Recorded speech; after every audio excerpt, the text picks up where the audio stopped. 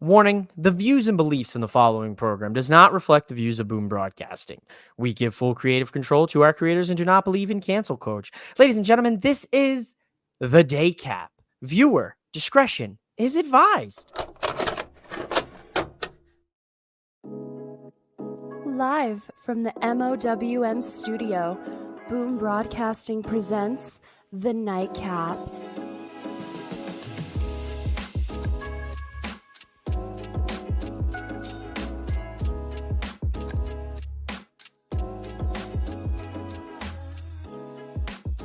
And your host of the Nightcap, mouthing off with Mike.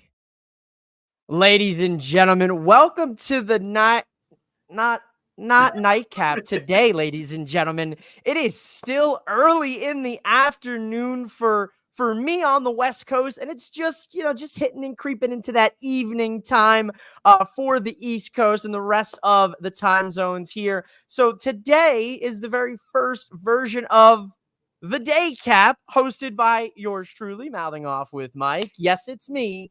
Yes, it's me. It's M-I-K. And of course, I had to call up one of the biggest AEW fans that I know personally. I had to bring in the Devastator. He is the host of Derek's Wrestling Toys and Tees on YouTube. Derek, how you doing today, Derek? Good afternoon for once, not good evening. Yes, good afternoon. Thank you for having me back on again. I truly appreciate it, the time. Oh, Derek, don't have to thank me. It's always a pleasure having you on here. Typically the Nightcap, today the Daycap. So I appreciate you coming on for this momentous change of scenery. You know, we've got the sun shining above you. We've got the sun shining here in my lovely house. And the sun is shining upon London and AEW here today. After, I would say, a good pay-per-view. Derek, what are your just initial total encapsulation here of All In? Would you give it an A minus, an A plus, a B, a C, an F? What are your thoughts here overall? I would say overall, I'll give it like a solid B. Because I think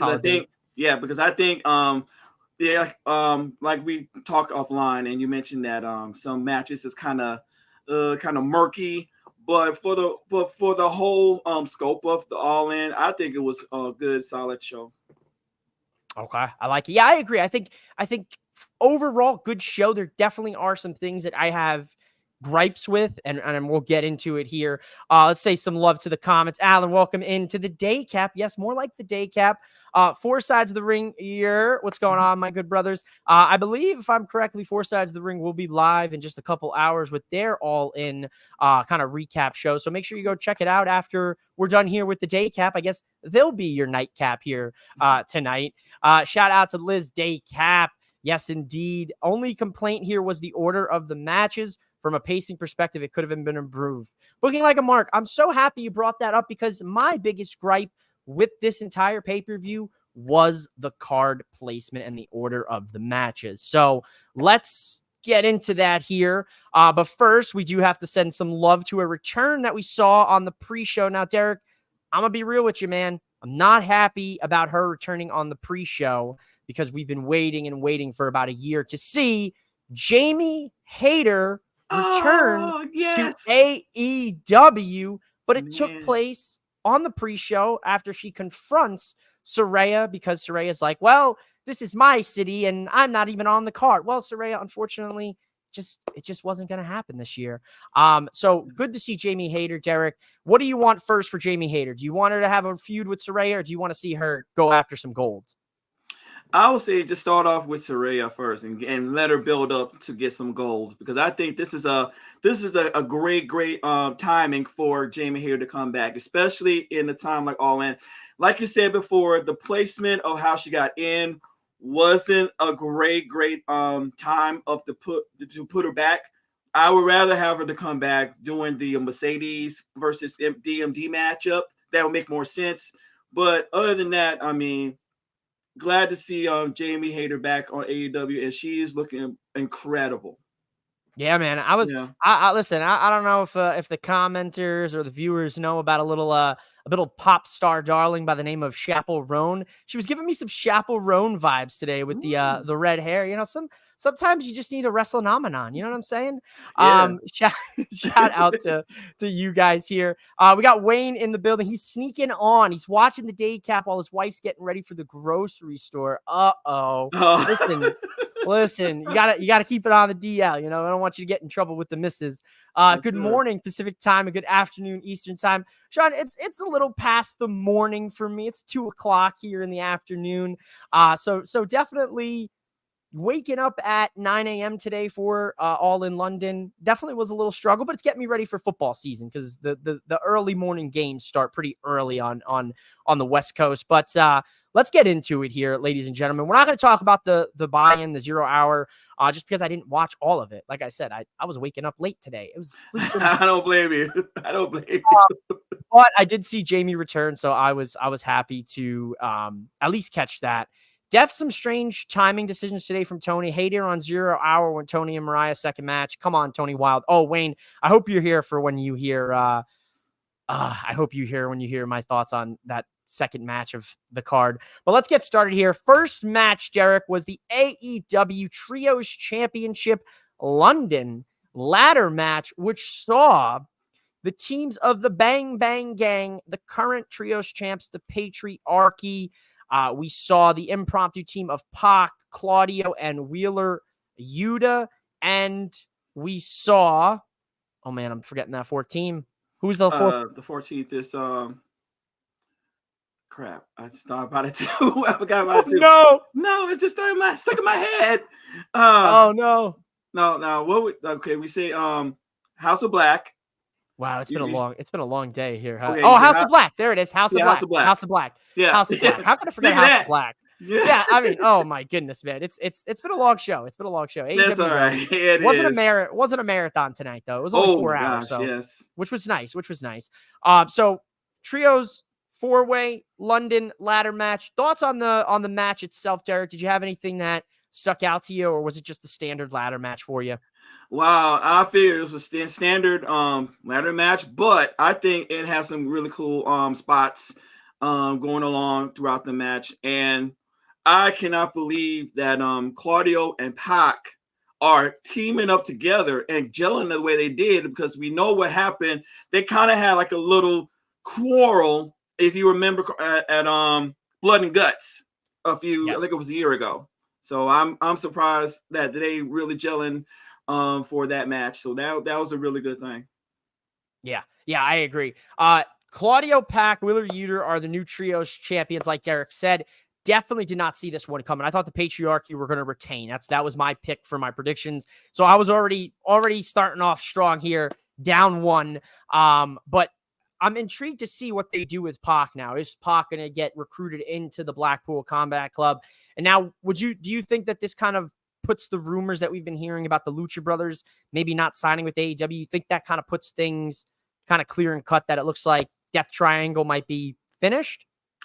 Well, for the looks of it, I mean, we ain't hear nothing other than they're planning on their contracts being expired, and they plan on going someplace else. So maybe if the rumors are true, I guess you might see Pac going to be in the Blackpool Combat Club pretty soon. So never can tell.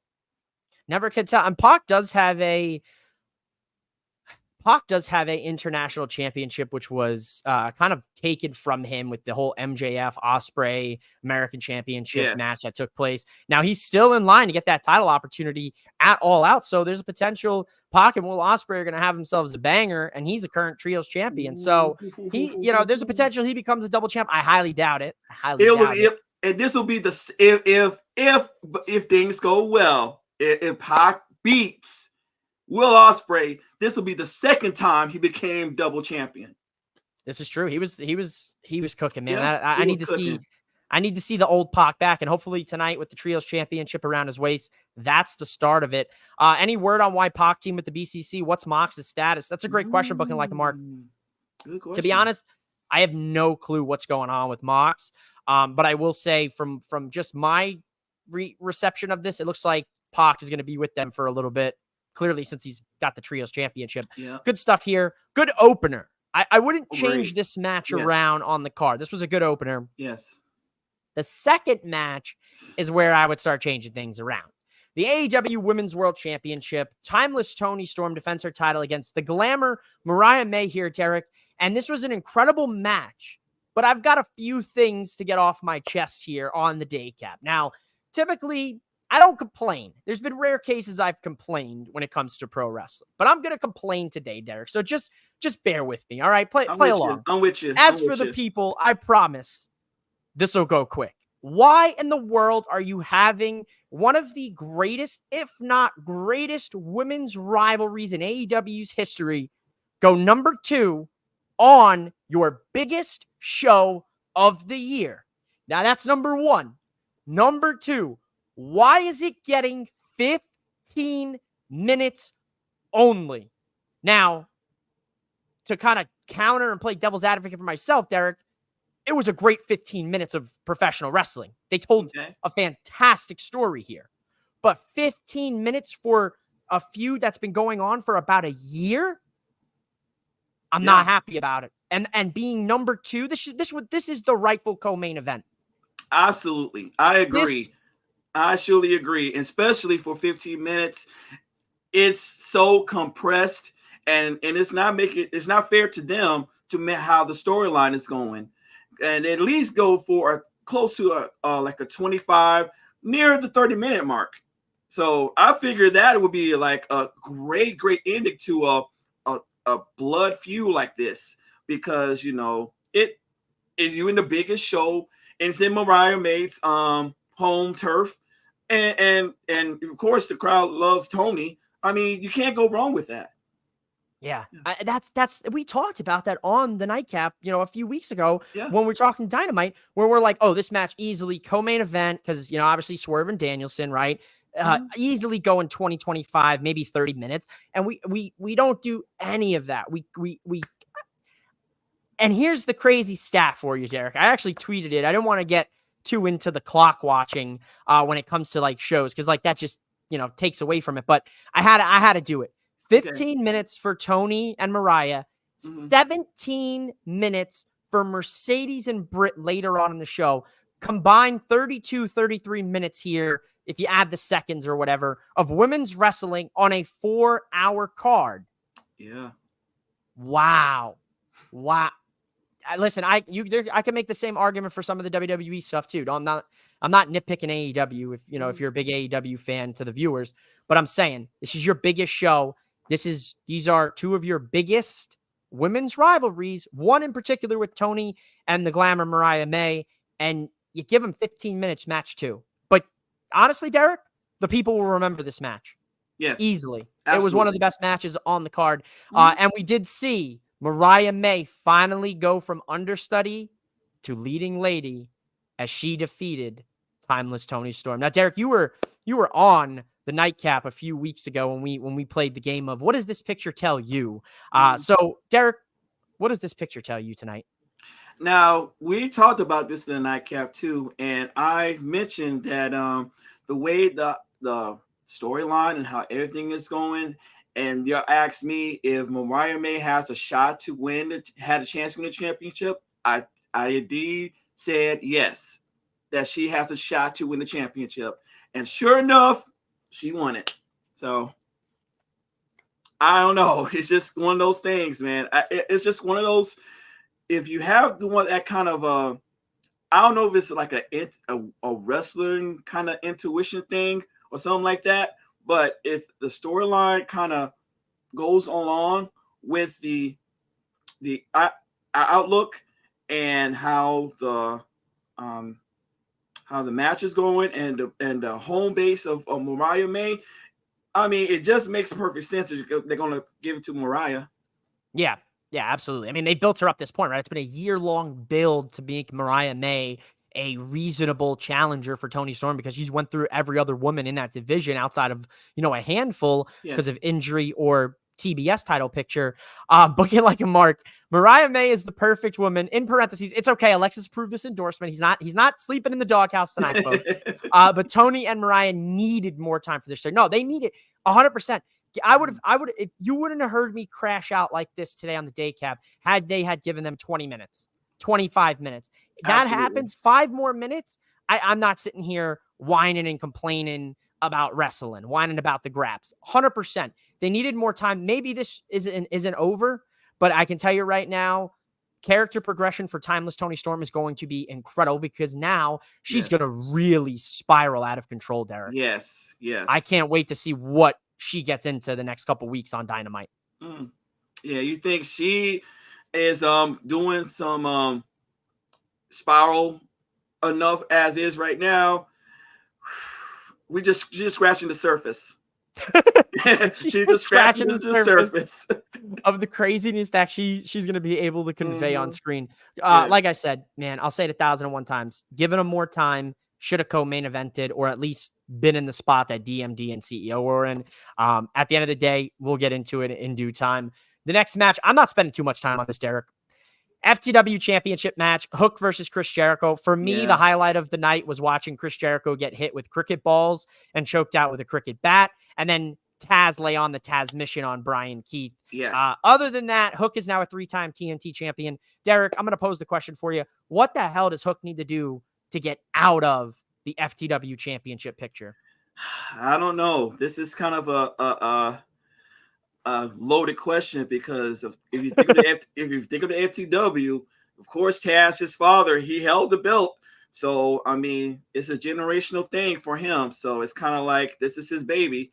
So, I mean, it's going to take something has to happen for Hook to break away from the FTW title to get to like the next step, like a TNT title or maybe a international championship or a continental, right? Or continental. Ring of Honor pure TV, right? How many mid-card titles do we have across the board? So 100%. Four Sides of the Ring says just get rid of the make-believe belt. I mean, yeah, I'm at the point too where it's like we already have 5 mid-card titles across AEW and Ring of Honor. There's no point for the TNT Championship to 1, be on the card, and 2, to be an ongoing, consistent story in AEW programming. You have 3 other mid-card titles, TNT, International, Continental Championship. So, congrats to Hook. Shout out to Taz. Love to see the Taz mission.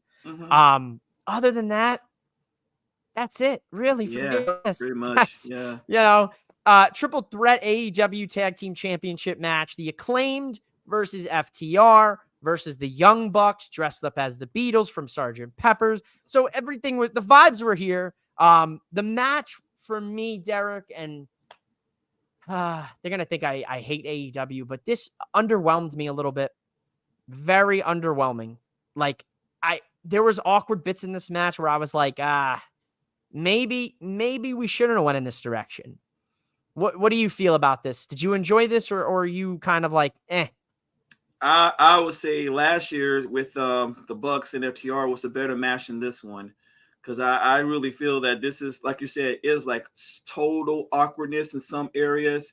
I mean, they try to keep up with everything, but still, I mean, to me, I just feel that it was okay for the most part. But I would say I was thinking last year's FTR and the Bucks were much better than this one compared to it. Could make a comparison.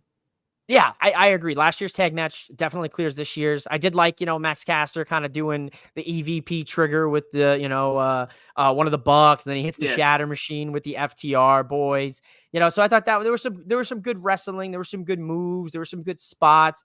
But otherwise, the Young Bucks retain their championship. But after, I think, is really where the story kind of like gets more interesting, where we see formerly known as the Grizzled Young Vets. Now they're going by Grit Your Teeth, one of the top UK tag teams, across the board.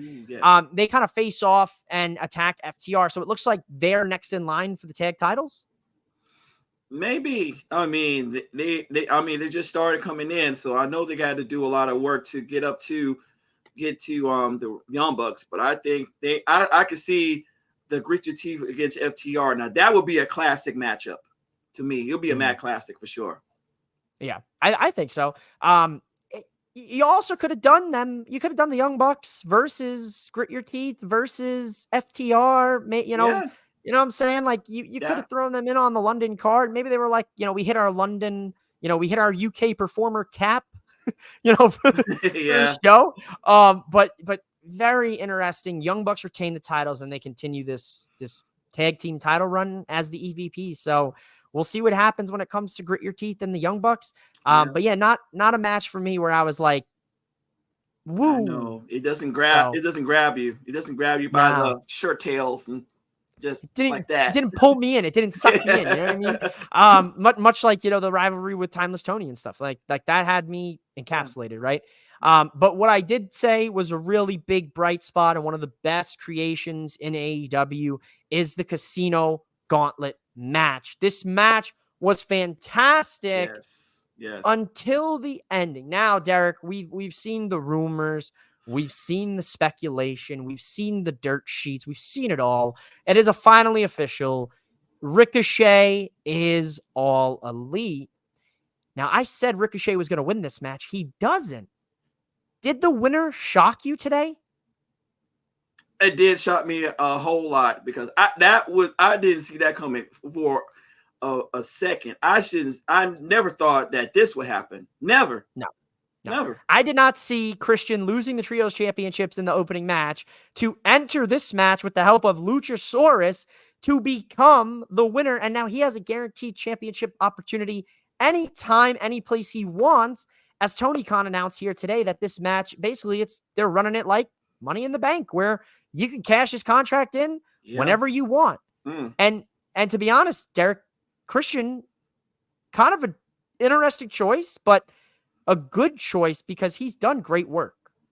Yeah, I agree. Yeah, I mean his character. I mean, it's just one of the best heel characters I've seen in quite a while. I mean, just straight up heel 101. I mean, and the turtleneck. I mean, that's Christian all day long, man. I mean, he's just like despises the character of the villain. I mean, just straight up heel. I mean, you just can't go wrong with the all black with the turtleneck. I mean, he's just just the sinisterness of him is just there. I don't know if it's a word. That turtleneck bringing out that sinisterness. I love it. It's like the old Venom symbiote. As soon as he puts that turtleneck on, he's just a different animal, dude. Yes. I love it. It, man. Christian wins. Ricochet has a good showing in this match, but to be honest, that's not the only massive surprise here, Derek. These two men, Zack Sabre Jr. and a returning Nigel McGuinness to the ring for the first time in about a decade. This shocked me, to be honest, more than Ricochet debuting in this match. You know what? I really think that Nigel McGuinness, because I really thought that Nigel McGuinness, to me personally, I really thought Nigel McGuinness was trying to get to Bryan Danielson first. Because I really thought about that. Because if you know your history, Nigel McGuinness and Bryan Danielson had a straight up deep-rooted hate for one another.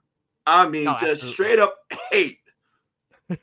I mean, absolutely. Like we've heard Nigel for months, for a year, a year plus on commentary, just talking all this shit about Bryan Danielson. And now he's the champ. Now, he's hedging his bets as Tony and Excalibur said on commentary tonight. He's hedging his bets. He's like, if Bryan wins, Nigel wins this match, he gets a shot at Bryan and he gets to end his career down the line. So I love this. Nigel looked great. And all it took, I mean, the joke has been made in nauseum already on social media, but all it took was a kiss from Mariah May to heal Nigel McGuinness's ailments. So I guess, hey, sometimes all it takes is a kiss, ladies, Beauty and the Beast, I guess. We'll play. There you go. Good way to explain it. Right. A good way to explain it. If the story ain't storytelling, it doesn't matter who you bring in for the tag division, and that goes for all promotions. Yeah, spot on, four sides. Agreed. Christian might be the best heel they have in the locker room. He may be the best heel in the last year or so. Yeah. Agreed. Agreed. Yes. Booking like a mark, long-term storytelling like Tony Mariah, and stories that just take a long time to tell, like Christian Killswitch. Can we just advance the narrative, please? When is Killswitch turning? I Ooh. thought Killswitch was going to turn tonight, and that's why I they lost the trios championships. But I really thought he was going to turn too because Kill Switch do all the work and Christian gets all the credit. It's an ongoing thing with them. I know Kill should be like, one day I'm gonna get sick and tired of this. Nah, honestly, Killswitch, bro, you gotta snap, you gotta flip the switch, my man, because Exactly. you're getting cooked, bro. I know. Poor Mans has yet to hold any of the belts that he's gotten to win since being with Right. Christian. Right. Even poor Shayna Wayne got to hold the trios championship longer than he did. So Exactly. the guy, wake up, Killswitch, wake up, Luchasaurus. I don't know what's going on with that dinosaur brain of yours, man, but snap out of it, dude. Wake up. This is definitely under the category of you can't make this up for sure. My man still thinks he's on Big Brother. That's a story for another day. Shout out Sean Lucas for It Stinks. Was great to see Nigel in the ring. Agreed, Yeah, Four Sides. It was so cool to see him. Definitely. Four Sides also asked, what were your margarita matches? Yeah, my margarita match or my pee break was definitely Chris Jericho and Hook, and that's no diss to Hook. I love Hook.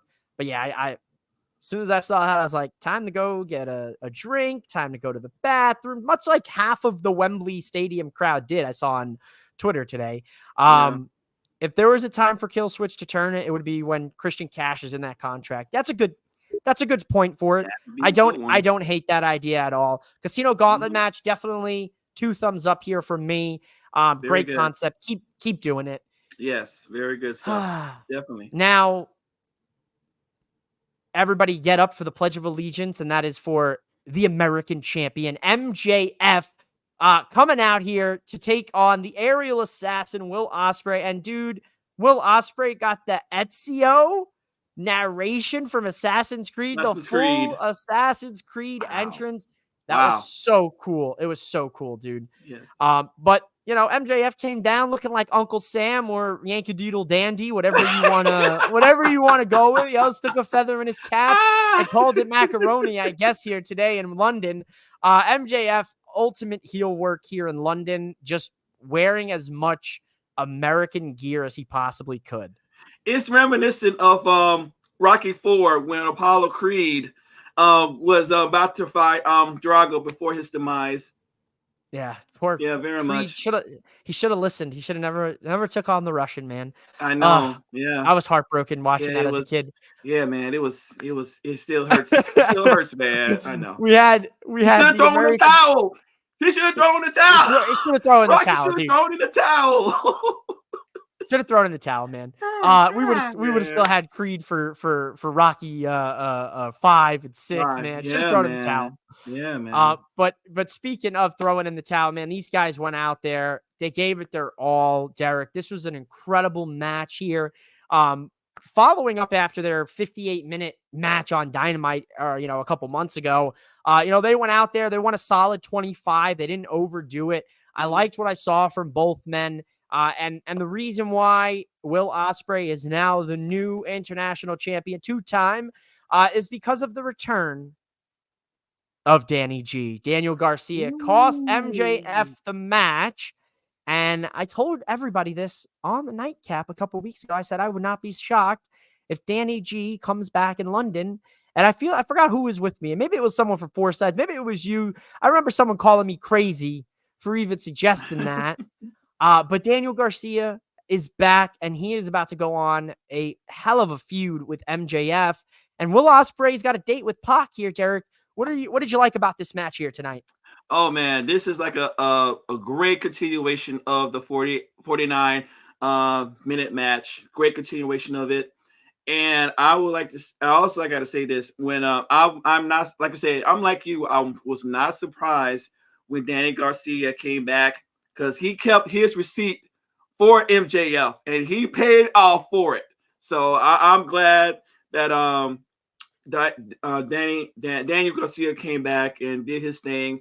And I can't wait for this Danny Garcia MJF feud, because I know it's going to be really good. 2 New York boys just going at it, bumping heads.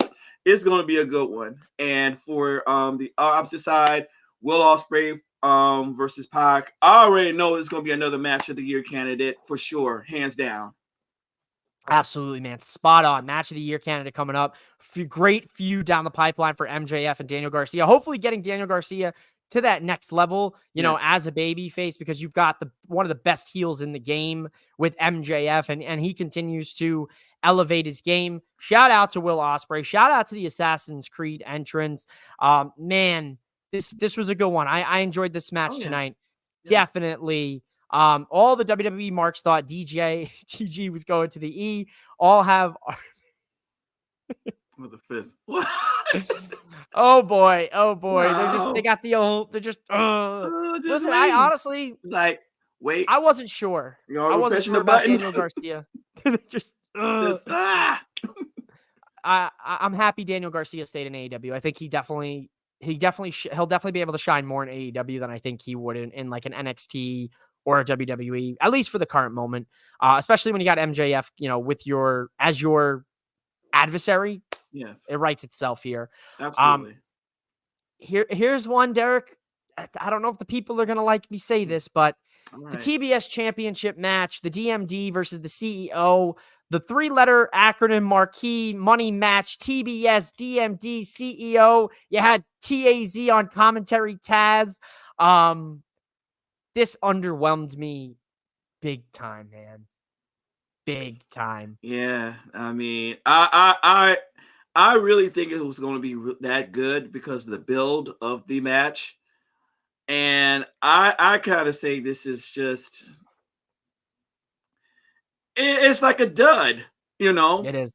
You know, and it sucks to say it. It sucks to say it too. And the thing about it is, you know, like all this while DMD was carrying Mercedes. Mm-hmm. And it's just like something about that the chemistry is just not gelling.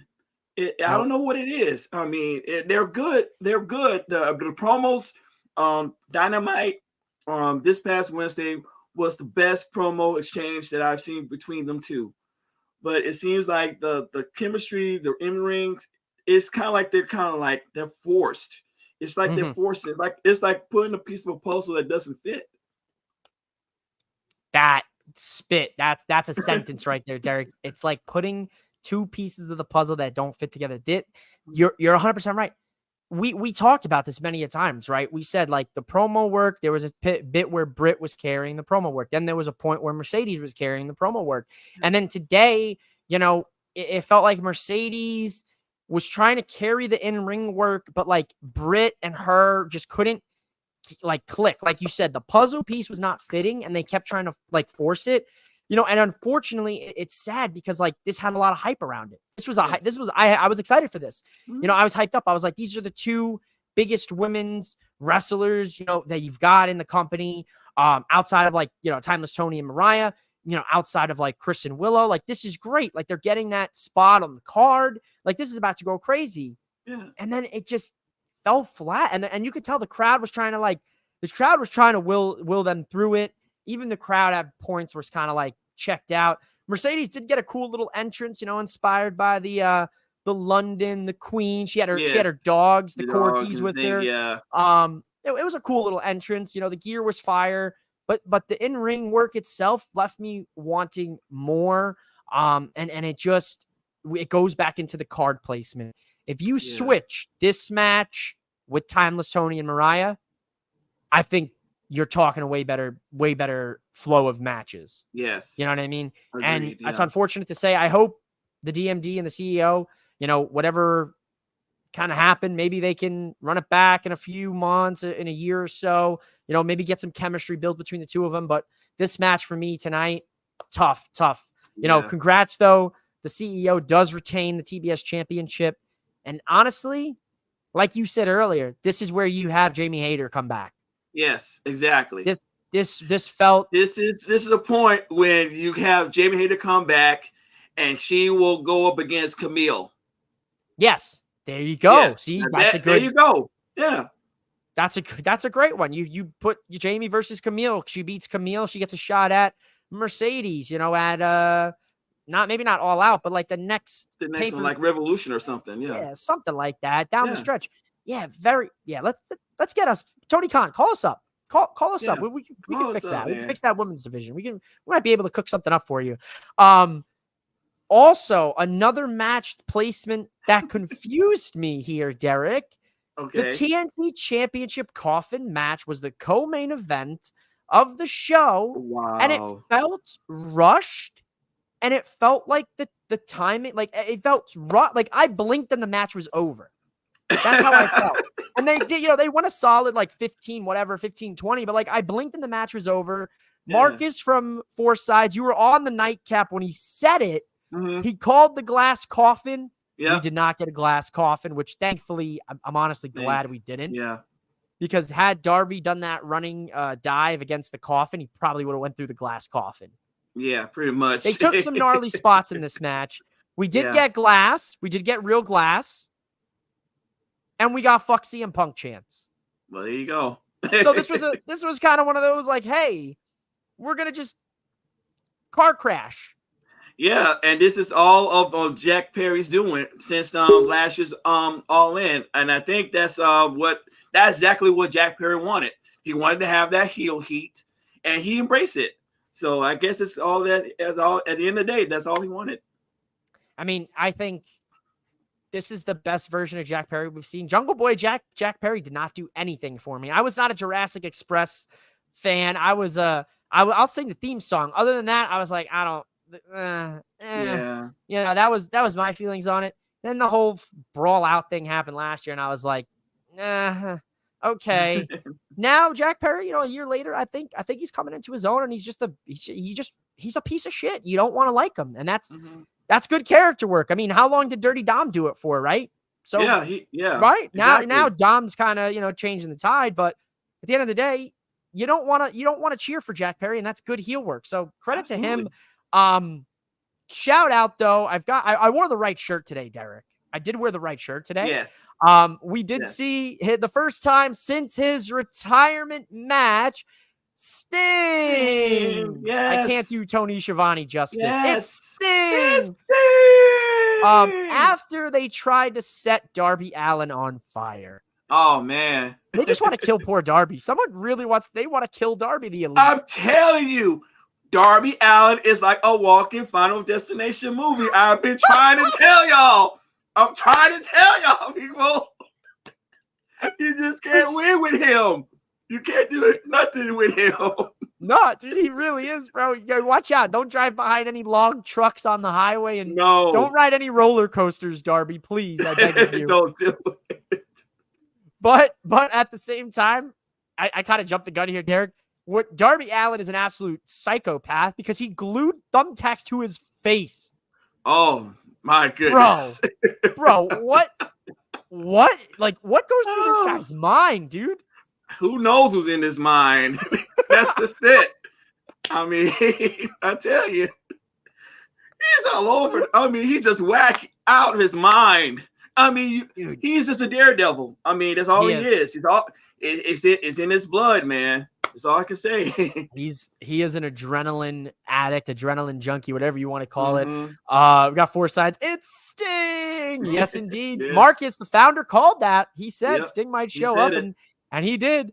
You also said that was a little bit of a squash match. Yeah, I could see it. Jack really did dominate most of that match. He tied him up about 5-6 minutes in, threw him off the ring, kicked him in the head, put him in the body bag, threw him in the coffin, closed it, and that was the end of the match. So, I guess you could say Darby kind of got squashed, but Darby also does get a shot at the AEW World Championship in September at Grand Slam. So this could have just been hey, you're not winning the TNT Championship, but you might be a world champion soon type of vibe. I don't know. That's a hot take from me, Derek.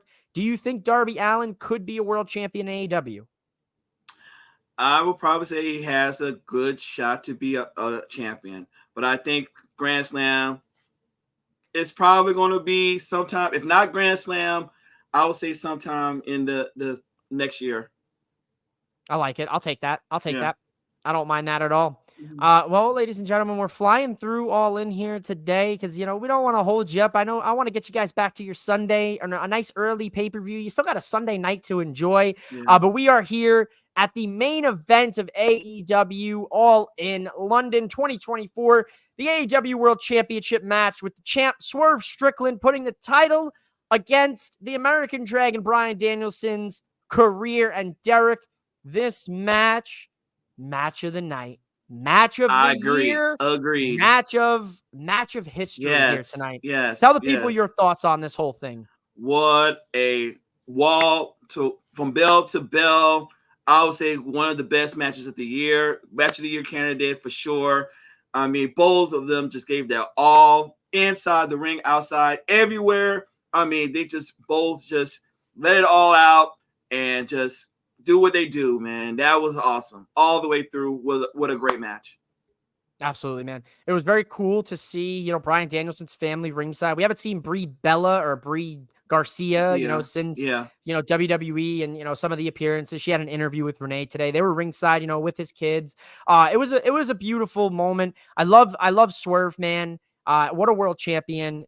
Credit flowers to Swerve, because, realistically, he's a guy that people didn't really think that he would be a world champion, and he Sure. went out there and he proved them wrong. He did the damn thing, and I dare I say he's a top world champion in AEW's early history up to this point. He's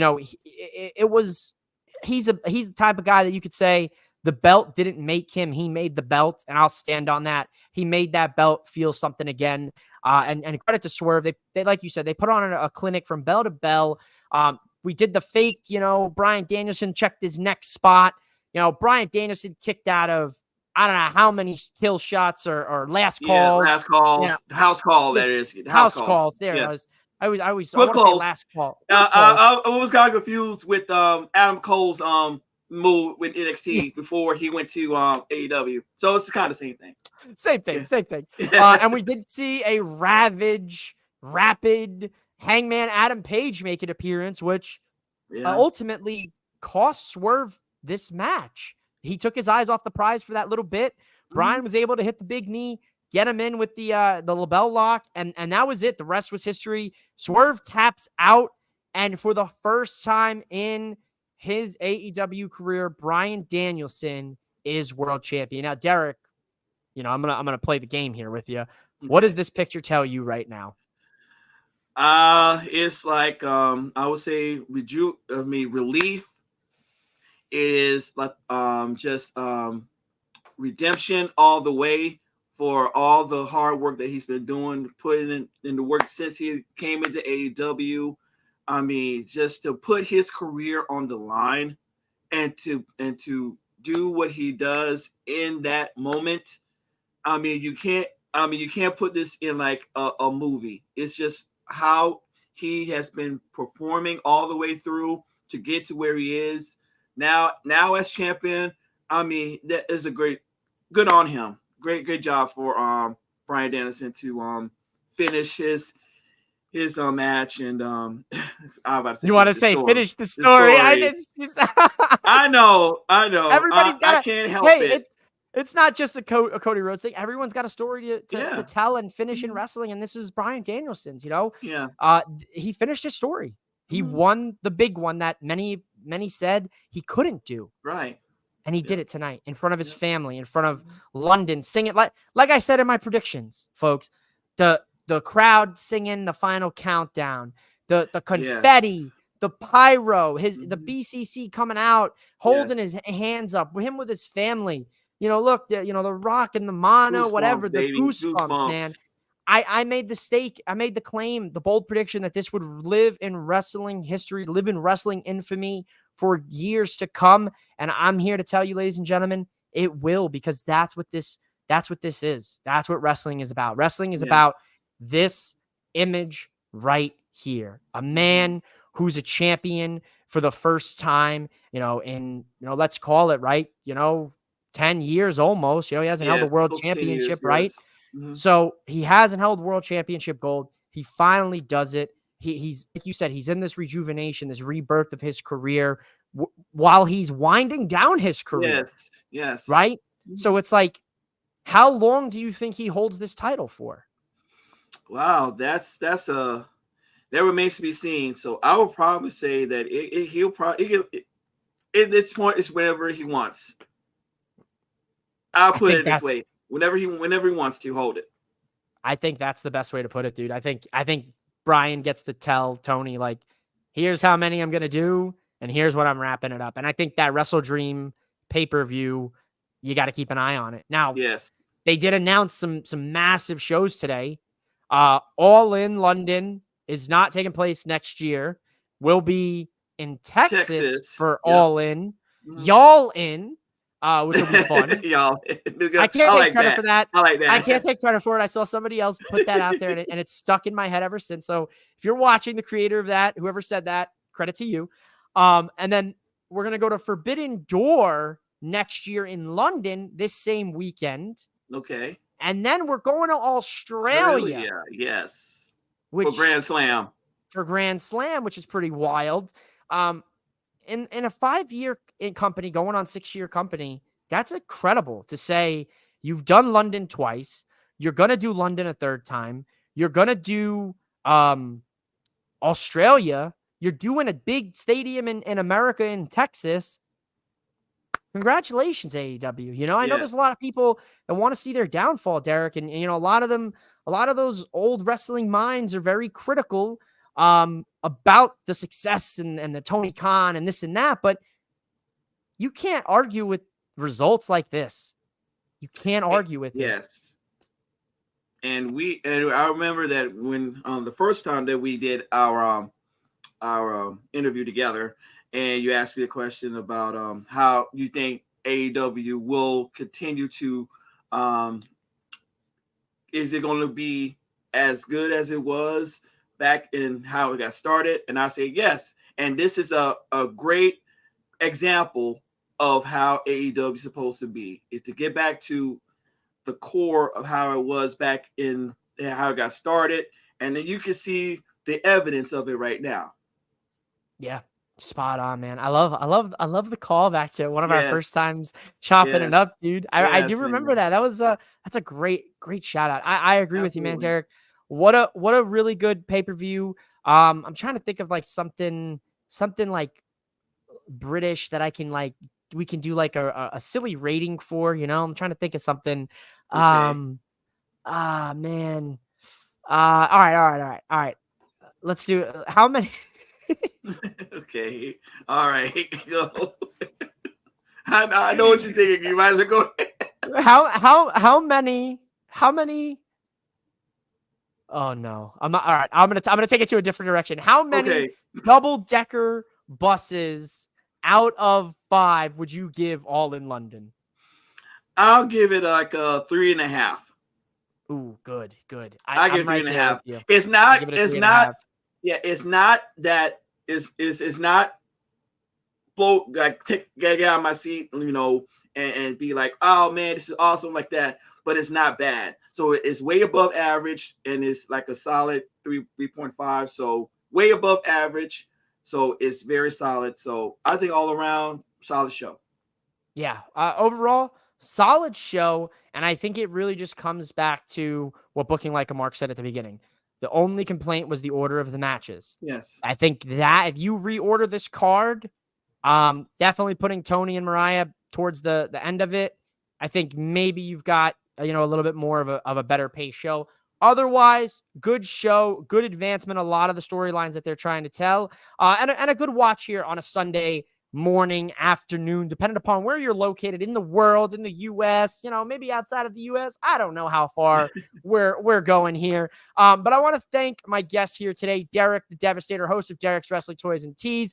Make sure you go subscribe to him. Derek, I know you got some stuff that just came out this week, so tell the people what you got coming out, what's already out. Tell them where to find you and follow you as well. Okay. You can find me on, of course, the YouTube channel, Derek's Wrestling Tours and Tees. I just recently did a episode of another wrestling spotlight of Andre the Giant. I got the shirt for it. I love it. You can catch me on Instagram and TikTok at Devastator_Derek78, or you can catch me on X, DVSTR_Derek78. I love it. Thank you again, Derek. Make sure, ladies and gentlemen, you go subscribe to Derek. Give him a follow. He's a great guy. He's got a great YouTube channel. He's got a great wrestling toys and tees collection. And he's great when it comes to talking about the Graps because he's a real fan, just like all of you. Ladies and gentlemen, this has been the Daycap. That's Derek the Devastator. I'm mouthing off with Mike. I'll see you guys back here, I guess, tomorrow for the Nightcap after Monday Night Raw, back in our regularly scheduled programming. Thanks, guys. Thanks so much for watching the Daycap. Bye. Have a great rest of your See ya. Sunday night.